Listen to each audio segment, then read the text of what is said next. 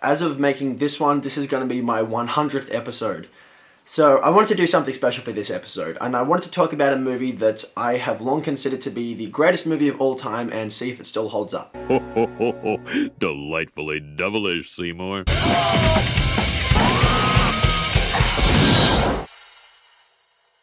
Yes, everybody, welcome back to Delightfully Devilish, the show where we discuss films that all at once meet the criteria of being the good, the bad, and the ugly. I'm your host, Jukebox Harry, and today we're going to be talking about a film which touched me on a very deep level during my teenage years. Toy Soldiers is a 1991 action drama thriller, not to be confused with the 1984 film of the same name or the 1998 film Small Soldiers. Everyone gets those two mixed up.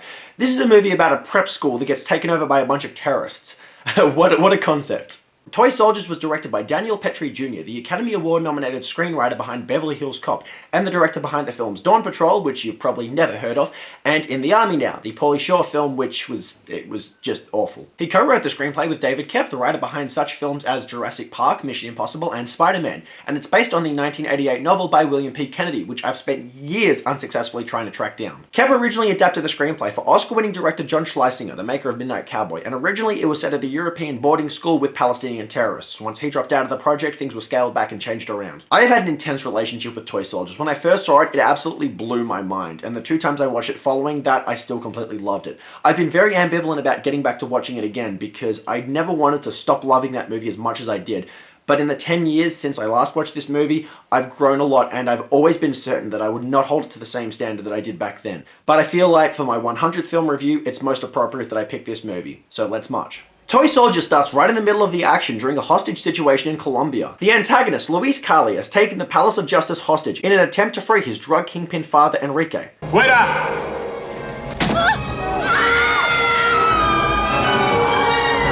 Before the film is even 3 minutes over, you're seeing female characters getting executed and blood on screen. Let that set the precedent for how violent this film is willing to be. Discovering that his father has already been delivered to the United States to stand trial, Carly and his mercenaries take the judge and flee in a helicopter. But once they're at a safe distance, he tosses him out of a plane in a shot, which very smoothly transitions to a nice shot of a high-class prep school with classical music playing. It's a tonal shift, but the film pulled it off. And the music in this film is just wonderful. Robert Folk's work as composer immediately sets the mood, and he manages to maintain it throughout all the shifting moods the story carries. A group of schoolboys steal the baton from a security guard as a distraction so that Billy Tepper, played by Sean Astin, can deface the sign with orange spray paint, which doesn't necessarily do all that good a job of blocking the writing that's actually there. Dean's waiting for you guys back in your room. These two gentlemen are Deputy United States Marshals. They wish to have a word with you, Mr. Donahue. Me? One of the boys is the son of the judge presiding over Enrique's case. In the interest of his safety, the marshals have decided to take everyone involved in the case to a secure military installation. You gentlemen may as well come in. Help your roommate pack. You know, somebody spray painted the sheriff's car yesterday. I wrote the words rejects all over it. No kidding.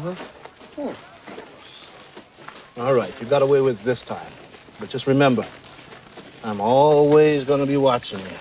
I'm watching you, Wazowski. Always watching. Whew, she's nuts. Later that night, Billy and his friend Joey Trotter meet up with the others and sneak down to a basement adjoining the school to get drunk. It tastes like mouthwash. What the hell is it?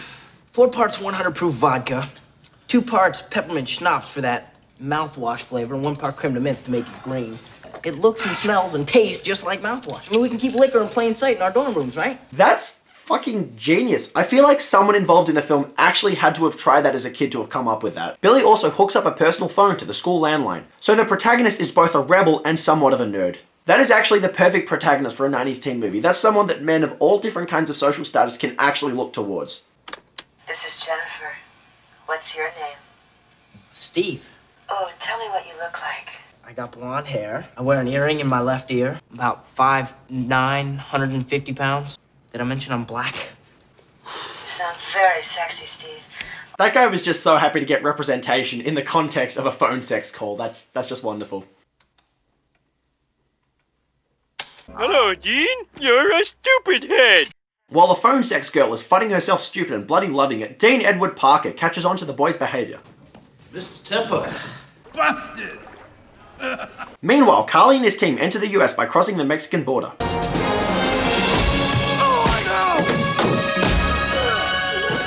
You might recognize actor Michael Champion from his small roles in Beverly Hills Cop and Total Recall. Fun fact, he actually got into a physical confrontation with Arnold Schwarzenegger on the set of Total Recall because he was the one person who would not bend over backwards for Arnold Schwarzenegger.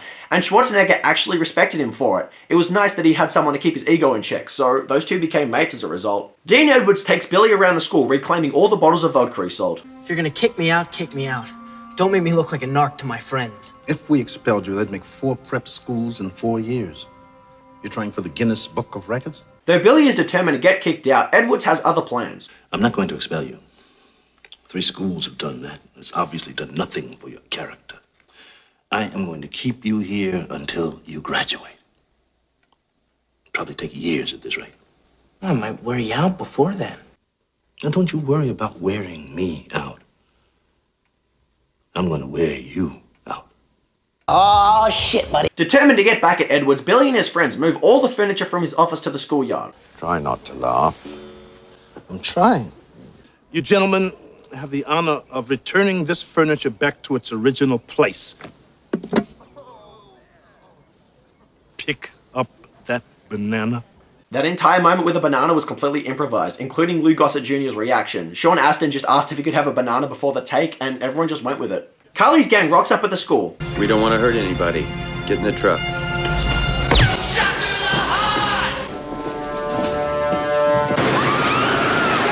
I know this is meant to be shocking, but in the modern day, that feels like a very normal thing to happen in an American school. A staff member tries to intervene, but Carly executes him without mercy.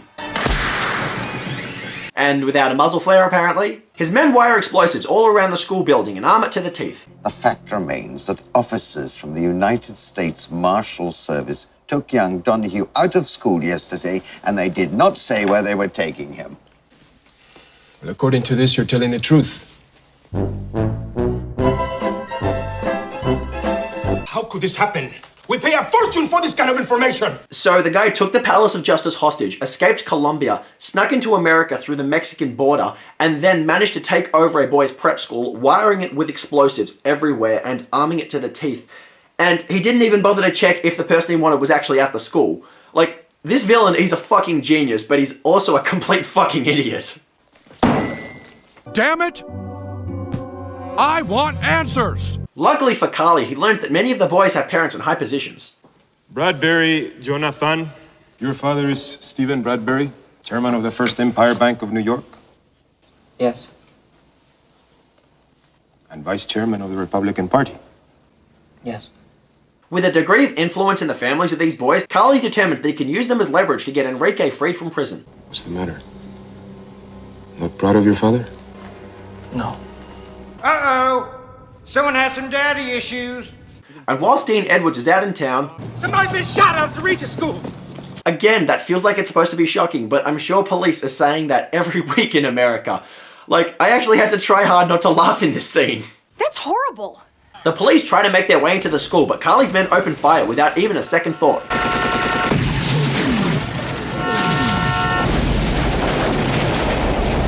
Oh, snap. Naturally, the FBI is brought in, as is the Army, and the producers were sure to cast Marine drill instructor and Full Metal Jacket star Ali Ermey in the role of the general. I have troops taking up observation positions around the perimeter of the school, and an assault force in a staging area 5 minutes away. Ali Ermey would later go on to voice the role of Sergeant in the Toy Story trilogy, you know, the character who was an actual toy soldier. Carly declares that if anyone leaves the premises, he will execute 5 people. Tomorrow we will begin a head count every hour on the hour. If any one of these wires is cut, the explosives will go off automatically. If any of the individual explosives are tampered with, they will explode! Carly sends all the boys into rooms, and of course all the most rebellious boys end up together, albeit with 2 younger boys as well. You're the kid they called Yogurt, right? This is your room? One of the characters is named Yogurt, and there's actually a valid reason behind this. The actor who portrays said character, Sean Phelan, he was actually in the back of a van driving to set one day and spilled yogurt all over himself when they went over a hump. And everyone on set started calling him Yogurt as a joke. And the filmmakers decided to write this inside joke into the film. That's a nice touch, but it's never explained. That actor was also in a car accident when he was 19 and spent 4 years in a coma before passing away. Rest in peace, buddy. If you attack the school, my men will begin shooting students until you stop. But if by some miracle you kill all of my men, I will still have time to press the button and every one of us will die. The stakes have never been higher. My boys, many of them, they have a real problem with authority. There's no telling what they might do in a situation like this. Because you're trying to put your authority on me, all right? I don't like authority. I hate it. Joey begins to get stir crazy, suggesting that they do something, and Billy comes up with a plan. We need to find out everything about these guys that are holding us. How many of them there are, what kind of guns they have, all that stuff. Then we need to get that information to the outside world, and then they can get in and rescue us. They begin collecting information on everyone and performing personal reconnaissance. I'm supposed to take this to your guys upstairs? As well as spitting in their food, the boys scope out the school and suss how many mercenaries there are, what their supply of weaponry is, and what they look like. The next day during rec time, Billy sneaks through the school and escapes the property while the roof guards are distracted by Yogurt's remote-controlled plane. And I have to say, the tension was in the air during this scene. Obviously, watching it a few times, the impact gets blunted, but there is no denying the sheer danger and risks of their plan can be easily felt when you're watching Toy Soldiers. It's an intense and atmospheric film, and a large factor in that is the music. After Billy gets away, Carly's men confiscate the plane, and Billy is able to safely escape the school property and deliver his information to the military. But despite his plan to make it back in time, they refuse to let him leave, causing him to miss the next scheduled distraction of the guards when Snuffy sets off the smoke alarm. Although realistically, this should have alerted Carly that something was happening, for such a threatening villain, he doesn't always back up his strict demeanor with enforcement. The military continue to hold Billy, but when Dean Edwards shows up, Billy is able to convince him. They're gonna shoot 5 kids if I don't go back. They're gonna shoot you if you do go back. I can make it. Look, you know I can't lie to you.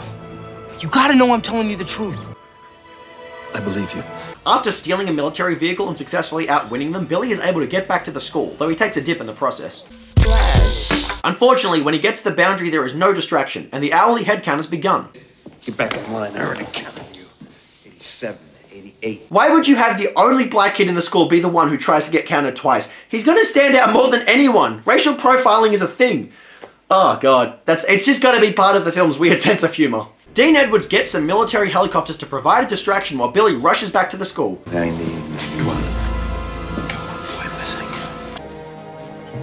I told you what would happen if one of you escaped.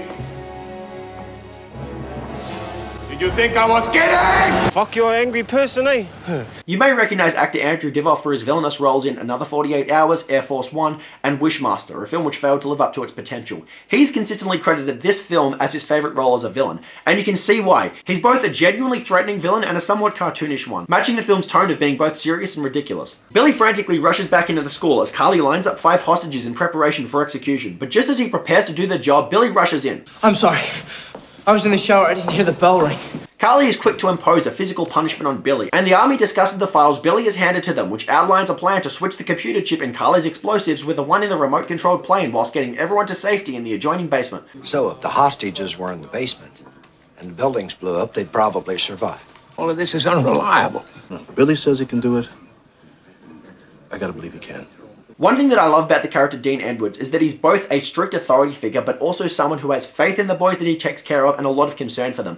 I find that in teen-themed movies, the teachers can often be on the binary of being the authority figure that's either too optimistic in how much they care about the kids, or way too much of an authority figure to the point they kind of become an antagonist. I find this character has a really good balance between the two, and even though Lou Gossett Jr. kind of plays the character on autopilot, he's perfectly cast in the role. In recognition of your willingness to negotiate, the execution scheduled for 5 p.m. today will be postponed. However, if we have not concluded a deal by 5 p.m. tomorrow, there will be no further delays. There are a lot of intense moments in Toy Soldiers, but I feel like Luis Carly spends way too much time talking himself up and not enough time actually acting on it. I feel like if we saw him personally execute one of the teenage characters, maybe one of the characters that had been developed enough to the point that the audience actually had an attachment to him, then he'd seem like so much more of a legitimate threat. But that never happens, unfortunately. While in prison, Enrique Carly receives communication that one of the boys is the son of mafia figure Albert Trotter. Dear Slim, I wrote you, but you still ain't calling. Determined to keep a good relationship with the mafia, Enrique sends a message to his son to secure the release of Albert's son, Joey. Why me? Because we respect your father. Fuck my father. Shabba! Joey is taken out of school against his will, but he doesn't take kindly to it.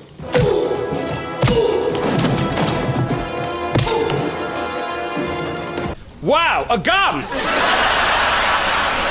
Joey rushes out of the school and begins opening fire, but loses control of his gun, giving one of Carly's men the chance to gun him down. In retrospect, I don't think they fleshed Joey out enough as a character for this moment to have the impact that it wants to, but when I was younger, this scene really hit me. And younger me was definitely the target audience of this film, so I guess it did its job.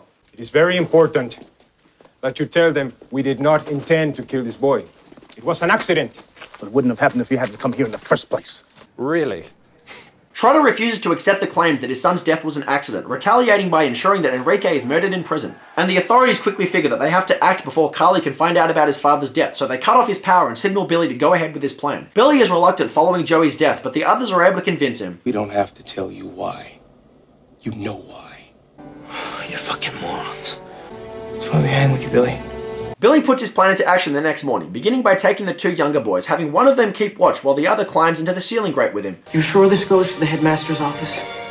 How do you think I broke in to get the headmaster's furniture out? While Snuffy distracts the terrorists with a fake asthma attack, Billy swaps the computer chips in Carly's explosives with the one in the remote-controlled plane, preserving the illusion that it's still active. Meanwhile, several military soldiers sneak their way to the school border through the drain tunnel and take out Carly's men on the roof. Dean Edwards follows them, and one of Carly's soldiers makes a last-ditch effort to drop a live grenade on them, catching Carly's attention. Billy and Yogurt return to the bathroom where a terrorist finds them, but another boy, Ricky, comes in to help them disable him. Soon afterwards, Billy is able to incapacitate another with pots and pans, while the army flies their helicopters in to begin a full assault on the terrorists. Everybody in the kitchen! Move! Columbine. The other boys all move into the kitchen and down into the adjoining basement. The military begins landing on the school property and converging on Carly's men as they try to flee. Carly finds the students have disappeared but is able to take Billy out of his hiding spot, using him as a hostage. He flees to his office and attempts to blow the explosives up, but instead just activates the remote-controlled plane. Opting instead to manually detonate the explosives, Dean Edwards, who is watching from outside, dives through a window in an attempt to stop him. He gets shot in the process but is successfully able to distract Carly while the military takes him out. One thing I always noticed about this scene was that Carly's forehead was like just a little bit too big to be realistic. I know it's prosthetics, but whatever. The military disables the explosives, and both Billy and Dean express their gratitude for one another. You just might graduate in this lifetime. Does that mean I'm off pots and pans? Oh, no. You don't think you're going to get off that easy, do you? And the film ends with the boys all embracing each other over cheerfully optimistic music, seemingly bereft of any recognition of the severity of the situations that just happened. Finally, does Toy Soldiers still stand for me as the greatest film of all time? No, sir. Toy Soldiers was never a film with the same degree of artistic merit to stand alongside some of my other favourite films of all time, like Pat Garrett and Billy the Kid or Full Metal Jacket. But is Toy Soldiers still a good film? Yes, sir. Toy Soldiers is a gimmicky film, one with a ridiculous premise and not enough character development to make it feel completely genuine. The film takes itself seriously while also trying to be a somewhat lighthearted and gimmicky Brat Pack-esque film, which both works in its favour and to its detriment. There are times when it's both tough to take the film seriously because of the implausibility of the plot and the way it likes to crack jokes instead of going for straightforward intensity. Often, this leaks its way into the villain, whose outbursts of anger come off as more ridiculous as a result. This, coupled with the fact that he often talks himself up without always following through on it, means that you do have to sacrifice quite a bit of disbelief to embrace Toy Soldiers. And that isn't always doable, particularly when you consider the ridiculousness of many specific scenes, as well as trying to piece together the notable cracks in Billy's schemes. But nonetheless, one thing that I love about Toy Soldiers is just how much I want to embrace it. Growing up, I was also a big fan of the film Red Dawn, another teenage-themed action film, but that film was so pretentious and stuck up its own ass with how serious it was. The fact that Toy Soldiers opts instead to be a slightly more lighthearted teenage film with a sense of humour makes the characters a lot more likeable, even if they aren't fleshed out as much as they could be. Yes, the film does often feel like The Breakfast Club, but the sheer intensity of the film's action-focused scenes means it also resembles Die Hard at times. It manages to coexist as lighthearted and intense, and though it's not always smooth, it does make for an intense action thriller which is also very easily watchable. And the production values are solid for a film with only a $10 million budget. The cinematography is great, the action scenes are captured well, and like I said, the musical score is awesome. The cast also do a good job, with Sean Astin being a perfect leader. He's likeable, comical, sharp, and dramatic all at once. His chemistry with the surrounding youngsters is great, though I do wish more character development was sent their way. Nonetheless, we still get some decent performances out of Will Wheaton, George Perez, and T.E. Russell to name a few. Andrew Divoff makes a memorable villain with his tendency to ham things up, and Lou Gossett Jr. does a great job as usual. Toy Soldiers is like a combination of The Breakfast Club, MacGyver, Red Dawn, and The Great Escape, which is also one of my favourite movies. It takes the best elements of all these and merges them together into one narrative, and somehow it really manages to pull it off. It creates a gimmicky but nonetheless solid multi-genred experience which tries to be as straightforward and sharp as it can be given the ridiculousness of the premise. And the reason this film touched me so much when I was younger was because I was a Year 9 student when I watched it, on the cusp of my second suspension and borderline expulsion from Bourne High School. I was a bad kid, I didn't have many friends, and I was not popular with the adults. I couldn't find my path in life, and I really did not have any degree of self-respect. When I watched this film and saw teenage boys taking out terrorists, rescuing everyone, plotting an escape, doing all these amazing things, it actually made me feel like I could do something more. I looked at these boys and thought, yeah, you know what? Even though I'm a bad kid, maybe I could do something like that. And that's pretty ridiculous. But the fact that this film actually inspired that degree of hope in me, the fact that it touched me that much, I don't think the filmmakers ever thought they would actually pull that off, that they would actually reach someone like that. But they did. And that's why this movie has long been considered my favorite of all time. Obviously it isn't still today, but it's always going to be a personal favorite of mine, simply because of that feeling that it gave me, and I'm never going to forget that. Toy Soldier succeeds for me because it does exactly what movies should do. It gave me escapism, took me away from the world, and gave me a ridiculous premise that really got me caught up in the action, but it also inspired hope in me. It gave me characters to relate to and look up to, and touched me on a deep level. You know, it did everything that I really want movies to do. And that's why I love it so much. Admittedly, it doesn't have the same rewatch value as some of my other Delightfully Devilish favorites, such as Teen Wolf or Tango and Cash, which does maintain its 5-star rating, but that's probably because it's not a comedy. It does have some humorous moments, but because it tries to be serious, you know, you can only watch the serious movie so many times and have the same experience. It is still intense, and it does still leave me feeling really good every time I watch the movie. So even though I'm not going to rewatch it the same amount that I'll watch the other movies, I'm still going to rewatch it, and I'm always going to love Toy Soldiers. And when you get down to it, this review doesn't really give it justice. This is a movie that you actually have to watch yourself and get the experience to see if it can touch you the same way it touched me, and to feel the sheer intensity of it, because I maintain that it's very well directed and very atmospheric, even if a lot of people might disagree. Toy Soldiers gets 8 school shootings out of 10. It has a ridiculous premise and an inconsistent tone. But as far as combining a Brat Pack narrative with a serious action thriller goes, somehow, on some level, it just manages to nail it. And that does it for today's episode of Delightfully Devilish, you guys. If there are any movies you want to see me discuss on this show, please leave them in the comment section below. If you want to see more episodes of this show, please hit that subscribe button. Otherwise, until next time, I have been your host, Jukebox Harry. Peace.